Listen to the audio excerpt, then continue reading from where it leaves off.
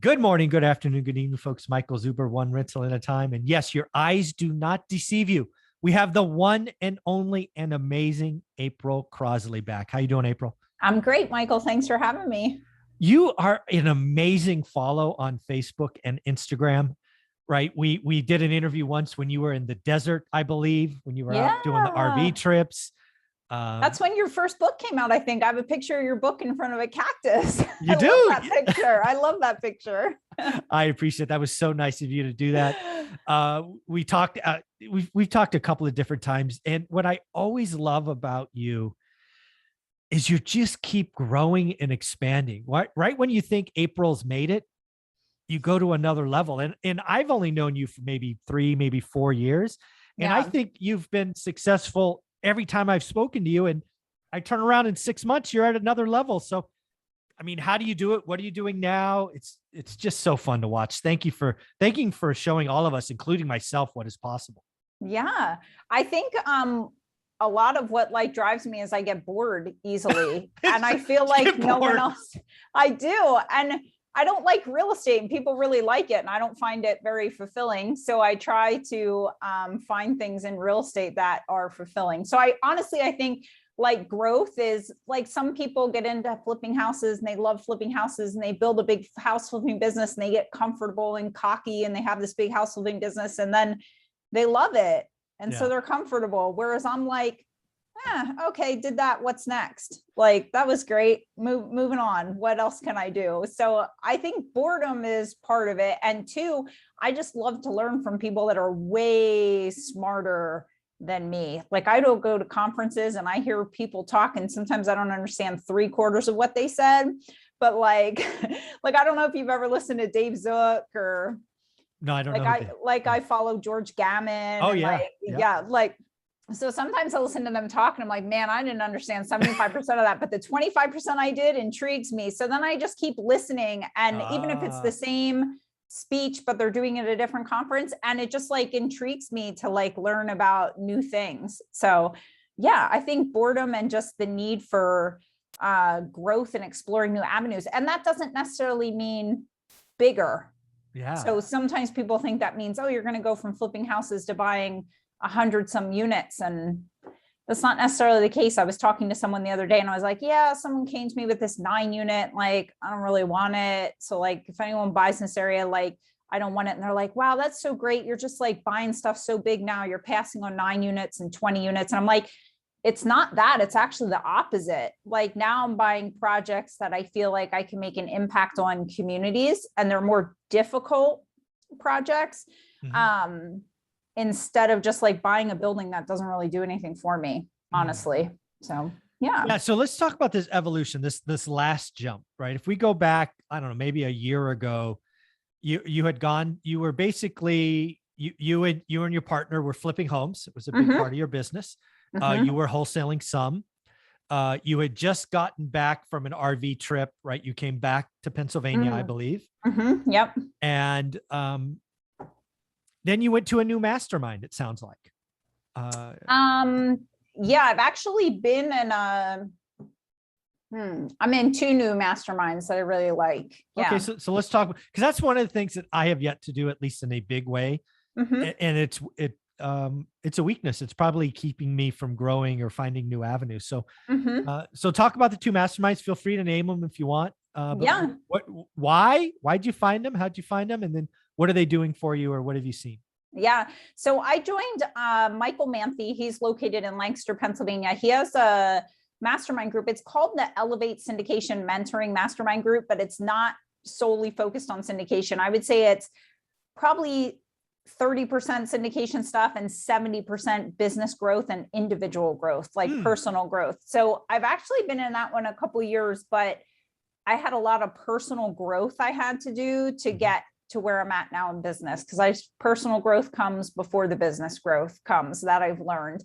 Mm. And then the other mastermind group I'm in is Kyle Wilson's Inner Circle Mastermind, which is awesome. He just is connected with, he's like a great connector, and Mm. he's just connected with a lot of amazing people in business that write books and talk Mm. about leadership. And that is business owners from all different avenues. So it's not just real estate, because I get super burnout just talking about real estate. Plus, you'd be amazed how far behind we are in the real estate world with just our like creativity and SEO and everything compared to like other business owners out there. Other businesses are way far ahead. So I love learning from just other business owners in general. But I feel like being around other business owners and being around the people, especially in Michael Manthy's group, I mean, there's guys in there that are like, oh yes, I'm buying this car wash. And I'm like, car wash? Who buys a car wash? Like, why would you buy like a $3 million car wash? Like, to sit at the table with these guys is very intimidating. And I've learned, like, if I'm not intimidated and I don't want to cry like the first meeting or two because I feel so stupid, I'm probably not in the room I need to be in. That's the brutal, honest truth. Like, if I'm in the room and everyone's talking to me and asking me questions, I'm in the wrong room. I'm totally in the wrong room. Like, I don't want anyone to know me.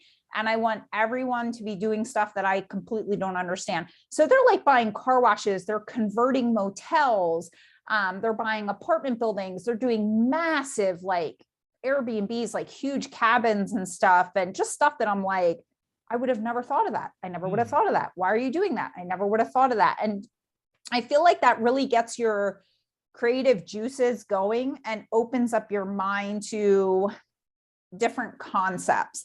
Plus, it's just a place where everybody's very receptive to different concepts. So I can say things there like, listen, the biggest hurdle in my life is I'm trying to find a way to like build or create some kind of truly affordable housing, but it's impossible. I keep hitting all these roadblocks, and then getting feedback from them and learning new things from them about how to make that possible. So just sitting at a table with people that think bigger, dream bigger, and have done bigger. They see things differently, completely differently. Yeah. So I want to poke at that a little bit more, because that is I don't know if you know this, but that's pretty unique, right? Seeking being uncomfortable, not a normal trait of a human being, right? We crave comfort. We seek comfort. And what I've heard from you for 4 years is, you get bored being comfortable. Oh, right? yeah. That's just, it's almost, it's makes me itchy. Yeah. I was going to say that. Yeah, it makes you itchy. Yeah.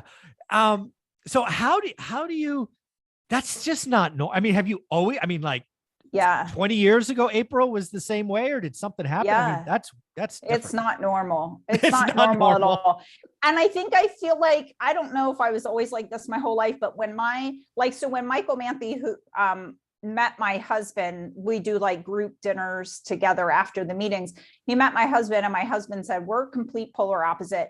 If April is afraid of something or it makes her uncomfortable, it's like she just jumps all in and like wants to do it. He's like, I go the polar opposite direction. Like, I want to be comfortable. I think a lot of it comes from, I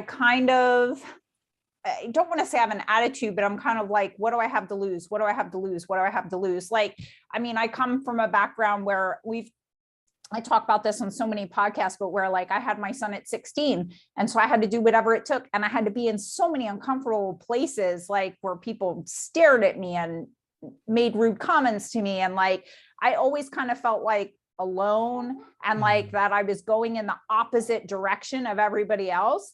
And all it did was make me successful, because like all I did was have my head down, kept to myself, and just did my own thing.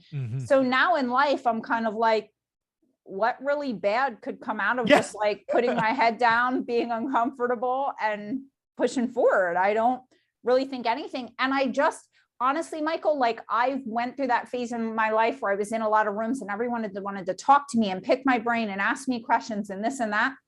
And I got to the point where I was like, I'm so bored with this. It comes back to the boredom thing. I'm like, I don't like this. I don't care about flipping. Stop asking me about that. Like, I wouldn't be rude and say that, but that's kind of like my internal thoughts.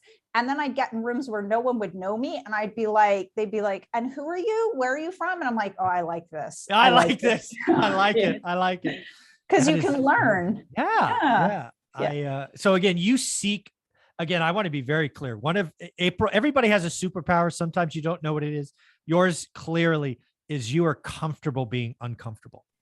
Oh yeah. I think it's great, because amazing things. It's not boring. No, and amazing things come from it. Like so much growth, like Yeah. physically, spiritually, mentally, everything great you have in life is coming from some kind of pain or you Oh like yeah.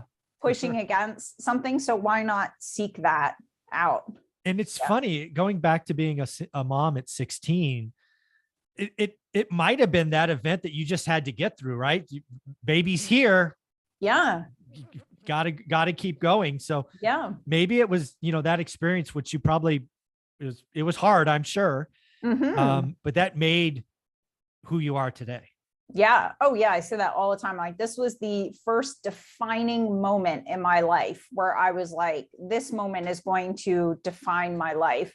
And it did, like, for the better. Yeah. I'm so grateful. So grateful. Yeah. So if you were going to talk to single mothers, I mean, there's a lot of Mhm. out there, maybe single fathers, it can happen as well, or just anybody who had a child early in life, maybe they're sitting there now. What would you want to tell them? Because you're a bright star, North Star for lots of them, I would hope. Yeah. I just feel like I can sit here and be like, oh, it's going to be the greatest thing that ever happened to you. And it's so amazing. It's going to be hard as hell. Like, Exactly. hard as hell. It just is. I mean, you're not like prepared for it when you're a young mom. There's a lot of loneliness, a lot of people judging you, but it honestly doesn't matter. As long as you like love yourself and you believe in yourself and you love that child and you want a better life for that child. Like I used to think, I don't care what people say to me. I don't care how you look at me when I walk in the welfare office, because you will never see my son here, like ever in his lifetime. Like he will never be in this position that I was in. And like, you just keep pushing forward and pushing forward. Like, let all the hate and rude comments and things and the people that let you down and aren't there for you, let that drive you. Yes. Don't let it depress you. People tend to go to the opposite direction and let it like get inside their head. And your brain is a weapon and you have to like learn how to control that weapon so you can like use it for good or use it for bad. So use it for good, like let it drive you. So I'm pretty much like, oh, you said that about me? That's so cute of you. I'm gonna show you. Yeah. Watch me. I'm going to put that in a little memory bank. I'm going to hold on to that. Yeah. And I still do that to this day. And sometimes people are like, that's so terrible. You shouldn't do that. But I'm like, I love it. Someone says something to me sideways about me, I would probably put on a poster in my room to like motivate me. Yeah. That's just what I do. Yeah. Yeah. And again, you are who you are. I just checked your Instagram feed. That's top of my post. There's you speaking to a mastermind group. You seek being uncomfortable. It is amazing. Where can people follow you? They have to follow you. You're just a bright North Star. Yeah. My YouTube's April Crossley. My Instagram is April Crossley. And my page on Facebook is Lazy Girl Real Estate Investing. And we have a group on there, RV REI, which is like about more, I try to gear it more towards financial freedom, not so much just towards real estate. So yeah. Yeah. Thank you so much, April. Thank you.